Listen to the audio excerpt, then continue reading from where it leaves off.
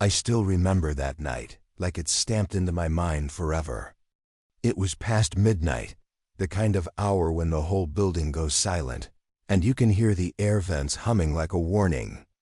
I sat alone in my office, staring at my laptop screen, as if it was lying to me. But it wasn't. My client dashboard was empty. Not a dip. Not a slowdown. Just dash gone. At first, I thought it had to be some kind of glitch. A system error. A wrong filter. Anything. But no matter how many times I refreshed the page, the truth stayed right there in front of me. Clients I had worked years to earn had vanished overnight. My chest tightened. My hands froze over the keyboard. And the same question kept echoing through my head. Why would he do this? Because deep down, even before I had proof, I knew exactly who could have pulled something like this.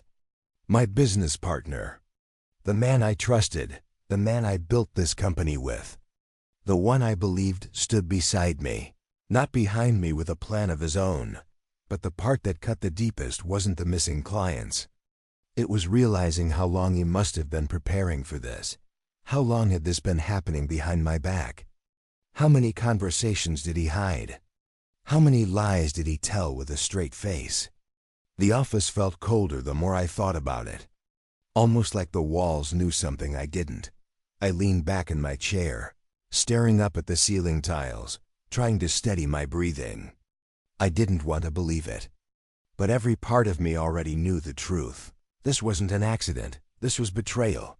Calculated, quiet, and personal. I glanced toward the old filing cabinet in the corner. The one we barely touched anymore. That's where our original partnership papers were stored, dusty, forgotten, almost symbolic. I didn't know why my eyes landed on it, or why a sudden spark of hope flickered inside me. But something told me the past might still have a voice in this fight. Even then, I had no idea just how much power a single paragraph from that contract would hold, or how it would turn everything around. But on that night, with my clients gone and my trust shattered, all I felt was confusion and disbelief. I sat there in the dim glow of my computer screen, wondering how a friend became a stranger, and how a stranger nearly destroyed everything I built. Everything shifted that night. I just didn't know the real story was only beginning. When people hear about business partnerships falling apart, they usually think it starts with greed or ego. But ours didn't start that way. It started with two young guys in the US who believed hard work could change their lives. I'm the type who plans everything, lists, schedules, backup plans for the backup plans. That's just how my mind works. My partner, on the other hand, was pure charm. The kind of guy who could walk into a room and make everyone feel like they already knew him. Ambitious, energetic, and unpredictable in ways I didn't fully understand back then. We met at a small networking event, both standing near the free coffee because neither of us could afford anything else. We talked for hours, not about money, but about possibilities. By the end of that night, we shook hands, no contracts, no lawyers, just trust. And somehow, that was enough for both of us. The early days were rough. Long nights. Cheap takeout. A tiny office with flickering lights and a door that jammed every morning. But we pushed through. He brought in clients with his charm. I kept everything running with my organization. Together, we made the perfect team. Or so I thought. Every small win felt like a celebration. Our first real client. Our first month without worrying about the electric bill. Our first moment of realizing, hey, this might actually work. As our client list grew, so did our responsibilities. We moved into a bigger office, still modest, but it had real windows this time. We hired our first employees. People started recognizing our name. And for a while, success felt like a shared victory. Somewhere in the middle of that growth, we signed our first official partnership contract. It was simple, clean, and honestly, we barely looked at it after that day. We treated it like a formality. Just paperwork. Nothing more. I slid it into a folder and forgot about it. Looking back, that contract was one of the smartest decisions we ever made. Even if we didn't know it then, but what mattered most in those days wasn't the paperwork or the office space. It was the feeling that we were building something that belonged to both of us, something we fought for together. We had a dream, a growing business, and trust that felt unbreakable. And that's what made the betrayal hurt so much later. Because when you build something with someone you believe in, you never expect them to be the one who tries to tear it apart. It's strange how the smallest things can whisper the loudest warnings. And looking back, the signs were there long before everything collapsed. I just didn't want to see them. Not in someone I trusted. It started subtle. My partner began taking late-night meetings without telling me. I'd log into our shared calendar and see time blocks with no details, just vague labels like client follow-up or strategy talk. He brushed it off every time I asked, just keeping things moving. He'd say with that same easy smile, a smile that used to motivate me, but slowly started to feel rehearsed. Then came the secret calls. He'd step out of the room with his phone pressed tight to his ear, lowering his voice as he walked down the hallway. Whenever I walked by, he'd end the call quickly, like he didn't want me to hear even a single word. But again, I tried to calm my own mind. We're expanding. He's probably overwhelmed. New clients mean pressure. Don't be paranoid. I kept telling myself that, because the truth felt too heavy to face. But the real shift happened on a Tuesday morning, one of those normal days that suddenly turns into something else. A client emailed me asking for an update on a meeting I supposedly attended with my partner the day before. A meeting I didn't even know existed. At first, I thought maybe the email was mistaken. Maybe the client mixed up dates. But when I checked our internal notes, there it was. A meeting logged under my partner's initials. A meeting about a contract renewal, a major account. And somehow, I wasn't included. That was the moment something inside me tightened. Not anger. Not yet. More like a quiet alarm. Then the second incident hit only days later. A strange invoice appeared in our shared system, an invoice billed to a client I didn't recognize, but sent from our company name. When I asked him about it, he shrugged and said he'd handle it later. No explanation. No details. Nothing. His answers were getting shorter. His patience thinner. His stories less believable. The foundation we built together, brick by brick, felt like it was starting to crack. Not from pressure, but from secrets. The suspense became a constant presence in my chest. I didn't have proof of anything yet, but I could feel it. Something was shifting behind my back. Something he didn't want me to see. And deep down, I knew those tiny cracks were only the beginning. The truth didn't hit me all at once. It came in waves, sharp, cold, and impossible to ignore. The first wave arrived on a Thursday morning when one of our biggest clients sent a short email. "Thank you for your service. We'll be moving in a different direction." No explanation. No phone call. Just a clean break from a company we'd supported for years. I tried to stay calm. Clients leave sometimes. It happens. But something about the tone felt off, almost rushed. Almost like someone pushed them. Still, I tried to shrug it off. Until Monday came. And another major client left. Same style. Same rushed tone. Same sudden goodbye. 2 major clients in the same week? That wasn't coincidence. That was a message. My stomach felt heavy as I reread the emails. Something was wrong. Very wrong. Then came the moment that broke whatever hope I had left. A smaller client, the kind who always called me with updates, left me a voicemail. His voice sounded unsure, almost confused. "Hey, I just wanted to double-check. Your partner told us you were stepping back from the company. Is that true?" Stepping back? I nearly dropped my phone. I hadn't stepped back from anything. I was running the company harder than ever. So why would he say that? My heartbeat raced as I rushed to my computer. I opened our email logs, client folders, internal notes. I checked call histories, invoices, appointment schedules, everything I could get my hands on. And that's when the second wave hit. Harder, colder. Buried in the system were quiet changes I hadn't noticed before. Client files transferred to new folders, invoices rerouted, meeting notes removed. And then I found it, a trail of emails between my partner and clients. Private messages where he introduced a new team he was building.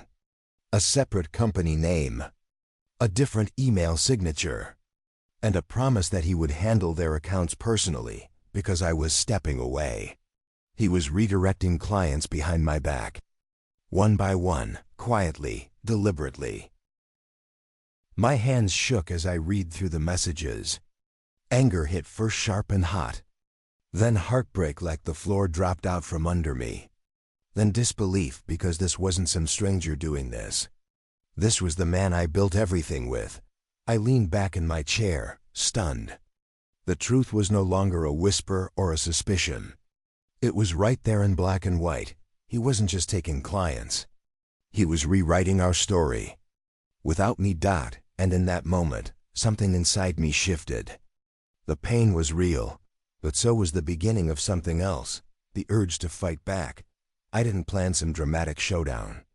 I just walked into his office with the evidence printed in my hand, my heart pounding so loudly I could barely think. I told myself to stay calm, to stay steady, but inside, everything felt shaken. He was sitting behind his desk, leaning back like it was any other day. When he saw me, he didn't look surprised. If anything, he looked ready. That alone told me more than I wanted to know. I placed the printouts in front of him, emails, invoices, client transfers. He glanced at them, then leaned back, folding his hands behind his head with a slow, almost relaxed smile. That smile, calm, confident, untouched by guilt, said everything. "So," he said, "you finally checked the files?" The room felt smaller. My voice shook, not with fear, but with disbelief. "You're taking clients behind my back. You're lying to them. You're lying to me." "Why?" He didn't flinch. Instead, he shrugged, like this was all just business. "Come on, man. You've been slipping. Someone had to take control. Clients need someone who can keep up. Slipping?" I had been the one running operations, organizing every project, keeping the entire structure from falling apart. But he said it so casually, as if repeating the lie made it true. I stared at him, waiting, hoping for even a flicker of guilt. Nothing. Then he said the words that cut deeper than any betrayal I had imagined. "I started a new company. Something fresh, something bigger. Most of the clients are already on board. They trust me." My breath caught in my throat. A new company. Already active. Already taking our clients. He wasn't just planning to leave. He was planning to replace me. I felt something inside me collapse, like a part of my belief in him simply broke. This wasn't a misunderstanding. This wasn't stress. This was intentional, calculated, cold. I forced myself to stay strong. But when I walked out of his office, I felt defeated in a way I had never felt before. Years of work, years of friendship. And he walked over it without hesitation. I reached my office and closed the door, leaning against it as my mind spun. Anger, sadness, shock. And then, a flicker of memory. The contract. The old partnership agreement sitting in that forgotten cabinet. A spark ignited inside me. Maybe I wasn't powerless. Maybe he wasn't as untouchable as he thought. He had his new company. But I had something he forgot existed. Something that might change everything. I didn't go home that night. I couldn't. My mind was spinning too fast, swinging between heartbreak and anger. So I walked into the old storage room, the one we barely used anymore, pulled open that dusty filing cabinet. and found the folder we both signed years ago, our original partnership contract. Back when everything felt honest. Back when a handshake still meant something. I sat down at the small round table, turned on the desk lamp, and opened the folder. The pages were yellowed at the edges, but the words were clear. I wasn't even sure what I was looking for at first. Maybe clarity, maybe closure. But what I found was something entirely different. Halfway through the contract, my eyes landed on a section I barely remembered writing. A clause that looked simple at first glance, but carried more weight than I realized back then. It stated that all clients brought into the company were owned by the partnership equally. It stated that neither partner could redirect, move, or transfer clients without written mutual consent. And then came the part that nearly left me breathless, a non-compete line. A clear rule, stating that neither partner could open or operate a competing business without full disclosure and a joint agreement. He had broken every part of it. Not by accident, not in a moment of stress, but with full intention. I leaned back in my chair, letting the weight of that truth settle. The shock was still there, but something else began rising inside me. Something steadier. Something colder. For the first time since discovering the missing clients, I felt the tide shifting. I wasn't helpless. I wasn't cornered. I had the law on my side, ironclad. Written in ink, he signed himself. The heartbreak didn't disappear, but it found a new place inside me, quietly fueling something sharper. Strategy. I closed the folder slowly, almost gently, like sealing a promise. I didn't need to shout. I didn't need revenge fueled by rage or chaos. I needed precision, patience, and a plan that would make the truth louder than anything he could deny. Right there in that dim storage room, with the contract glowing under the lamp, I made a decision. If he wanted to play in the shadows, fine. I'd bring everything into the light. Calm, quiet, and meticulous. The kind of justice he never saw coming. Once I understood what the contract meant, everything changed. The heartbreak was still there, but now it had direction. It had purpose. And it pushed me into motion. I spent the next 3 days gathering every piece of proof I could find. Emails he thought I'd never see. Invoices rerouted in secret. Client messages showing the false stories he told about me, stepping back. Screenshots. Call logs. Financial trails. Every file I collected felt like another weight lifted off my chest, because documentation doesn't lie. People do. When I finally had enough, I made an appointment with a business lawyer downtown. I walked into the office with a tight jaw and a folder full of evidence. The lawyer flipped through the papers slowly at first, then faster, then stopped and looked up at me with raised eyebrows. "This isn't a small breach," he said. "This is a direct violation of multiple clauses." He signed these terms. "You have a very strong case." For the first time since everything started falling apart, I felt a small wave of relief. Not joy, not satisfaction. Just the steady comfort of knowing I wasn't imagining things. The betrayal was real, and so were the consequences. We planned everything carefully. No dramatic emails. No public statements. No warning. The lawyer told me to stay silent. To let my partner feel safe. To let him think he won. So I did exactly that. I showed up to the office, kept my head down, acted distracted. Meanwhile, behind the scenes, every document, every screenshot, every message was being assembled into a clean, airtight case. My partner walked around the office with that same confident swagger, probably thinking I was too stunned to fight back. He'd smile at me like nothing had happened, like he hadn't quietly taken half our clients and walked away with them. But the more he smirked, the calmer I felt. Because he had no idea what was coming. Suspense hung in the air every time I passed him in the hallway. He thought the story was settled. He thought he'd closed the chapter. But really, The trap was closing around him, slowly, quietly, and in a way he couldn't escape. He wanted a fight. Fine, he'd get one, but it wouldn't be loud. It wouldn't be messy. It would be precise. And it would leave him completely exposed. The first call I made wasn't easy. I sat there with my phone in my hand, staring at the number of a client we had worked with for years. A client who'd trusted us. A client he had quietly taken behind my back. My voice shook a little at first, but I stayed professional, calm, clear. I told them the truth. Nothing dramatic, nothing emotional. Just the facts. The contract. The messages he sent. The false story about me stepping back. There was a long pause on the other end. Then the client sighed and said, "I knew something felt off. Thank you for being honest." They came back. Just like that. One call. One truth. And that was only the beginning.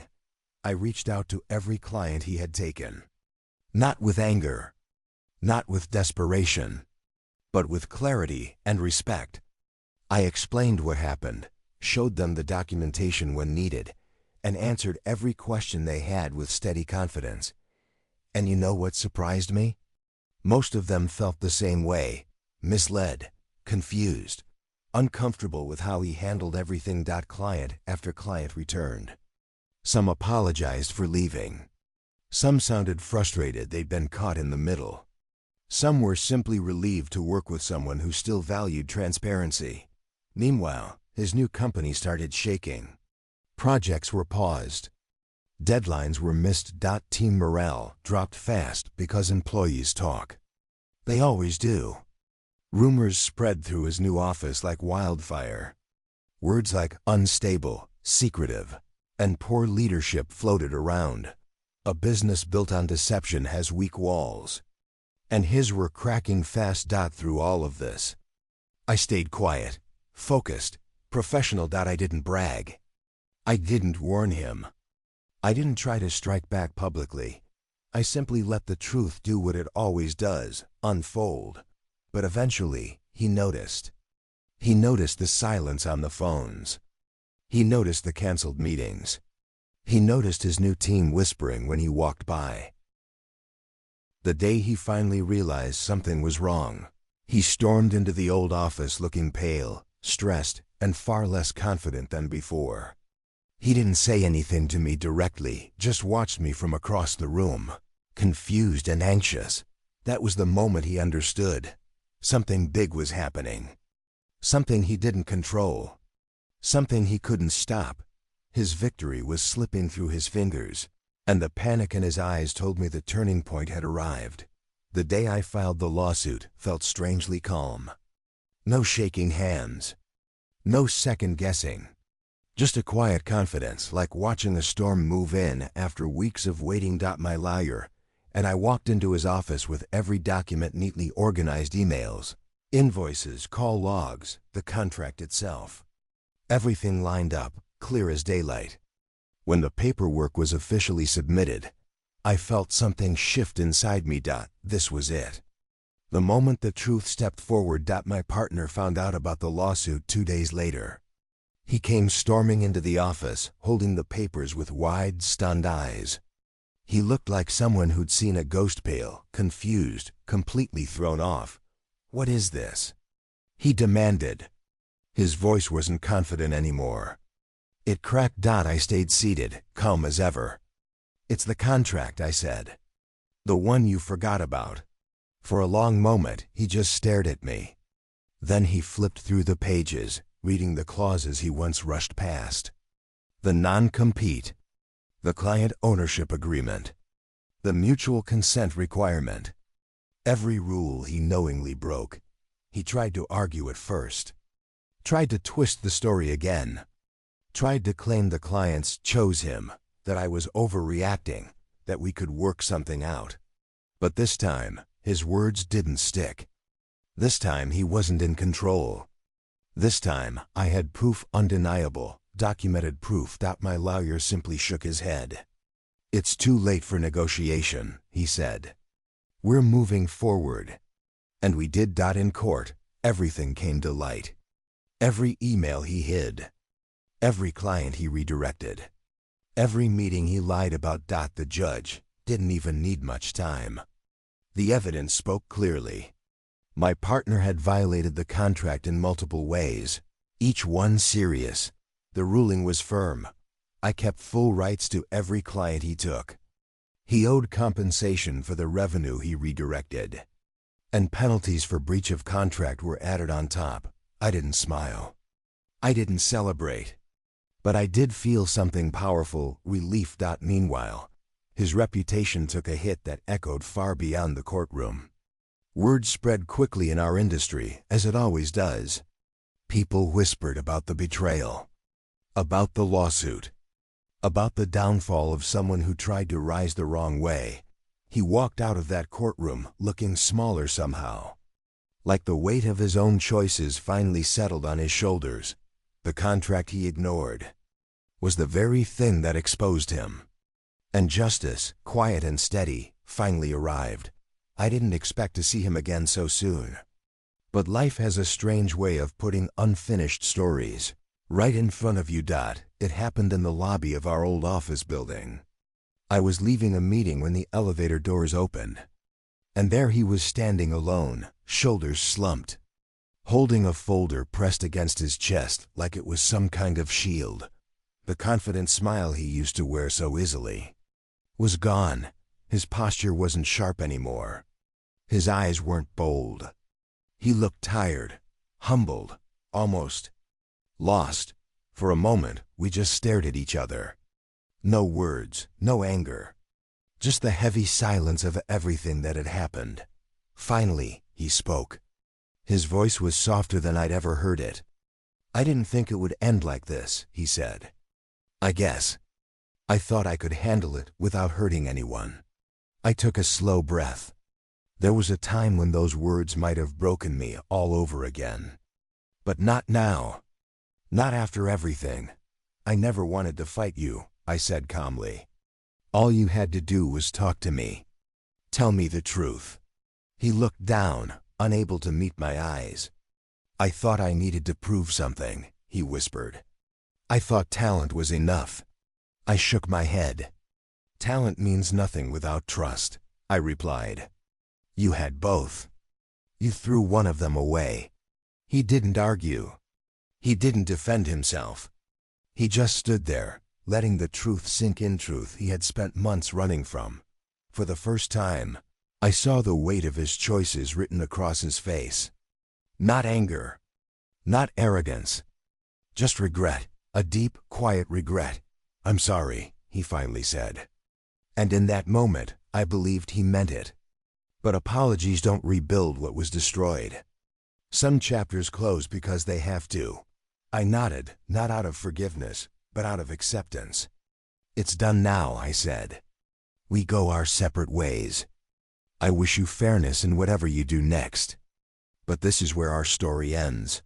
He swallowed hard, then stepped aside as if giving me space to move forward, something he should have done long before. I walked past him toward the exit, feeling a strange mix of sadness and relief. Sadness for what we lost. Relief for what I finally regained: my peace, my work, my dignity. That was the last time we spoke. No yelling. No final blow. Just two people standing on opposite sides of a truth that changed everything. As I walked out into the sunlight, I knew the chapter was closed. For good. After the dust settled, I walked back into my office with a different kind of silence surrounding me. Not the heavy, painful silence from before, but a calm one. A fresh start. The company wasn't the same as it had been months earlier. Some clients were gone forever, some projects needed rebuilding, and the team had gone through their own share of doubt. But for the first time in a long time, I felt ready. I spent the following weeks rebuilding piece by piece, this time with a sharper focus and a stronger sense of who I needed to be as a leader. I reached out to every client personally, not because I had to, but because I wanted them to know they mattered. And something incredible happened. They responded with more respect than ever. They appreciated the honesty. They admired the consistency. Many even said they'd never seen someone handle betrayal with such calm strength. Their belief in me brought back a confidence I thought I'd lost. Slowly, the company regained momentum. New clients came in, people referred by those who trusted me enough to share the story in their own quiet way. I hired new team members too. People with integrity. People who believed in transparency and teamwork. We built a culture rooted in trust, something I would never again take lightly. And yes, I protected myself legally this time. Clear contracts. Regular reviews. No assumptions based on friendship alone. Some people might say that makes business feel colder. But to me, it makes it stronger, fair, safe, balanced. Even with all the progress, the scar from his betrayal didn't disappear. It stayed with me, not as pain anymore, but as a reminder. A quiet mark that said, never hand your trust to someone without making sure they've earned it. But alongside that scar was something else, gratitude. I was grateful for the lesson. Grateful for the clients who stayed. Grateful for the strength I found in the middle of everything. And grateful for the chance to rebuild something real, something honest. Something that couldn't be shaken by secrets. When I finally sat in my office months later, looking out at the team working, the phones ringing, the energy returning, I felt something warm settle in my chest that the company wasn't just repaired. It was stronger, wiser, more resilient. And so was I when everything was finally behind me. I'd sometimes sit alone in my office late at night, the same way I had on the day this whole nightmare started. But now, the feeling was different. No confusion. No panic. Just quiet reflection. People often ask me if the contract was what saved my business, if that one hidden clause was the true turning point. But the truth is, the contract didn't save me. Wisdom did. Wisdom to listen to the quiet warnings. Wisdom to pay attention to details. Wisdom to stay calm instead of exploding in anger. Wisdom to fight smart, not loud. Looking back, the red flags were there long before the clients disappeared. The missed explanations. The secret meetings. The late-night calls. I ignored them because I didn't want to believe someone I trusted could betray me like that. But trust doesn't work alone. It needs boundaries. It needs awareness. It needs balance. If there's one thing this journey taught me, it's that loyalty is powerful. But only when it goes both ways. And preparation, no matter how boring it seems, is not just paperwork. It's protection. It's your voice when everything else gets quiet. I learned that revenge doesn't always need to be loud or dramatic. It doesn't need shouting or chaos or a public scene.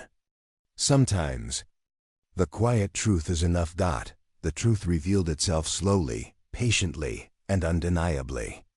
And when it finally surfaced, it exposed everything that needed to be seen, without me having to destroy myself in the process. That's the kind of justice I learned to respect. Clear, steady, unshakable. And to anyone listening, anyone who's ever felt that sting of betrayal, or that sinking feeling that something isn't right, I want to leave you with this. Protect what you build. Pay attention to the people you trust. Don't ignore your instincts. They whisper long before the world shouts. And if someone ever tries to break what you've worked for, don't rush into noise or anger. Stand firm. Gather your truth. Let the facts speak for you. Because the real power isn't in fighting violently. It's in standing calmly with the truth on your side. In the end, I didn't just save my business. I saved myself. And that is a kind of victory no betrayal can ever take away. If this story pulled you in, if it made you feel that mix of shock, anger, and satisfaction as the truth came out, then don't forget to like, subscribe, and turn on notifications. There are so many hidden battles people face, quiet betrayals, unexpected twists, and stories where justice arrives in ways no one sees coming. And here, we tell them all. So if you want more powerful stories of revenge, betrayal, and the strength it takes to rise again. Join the channel, stay with the community, and never miss the next chapter. And remember, sometimes the loudest comeback is the one made in silence.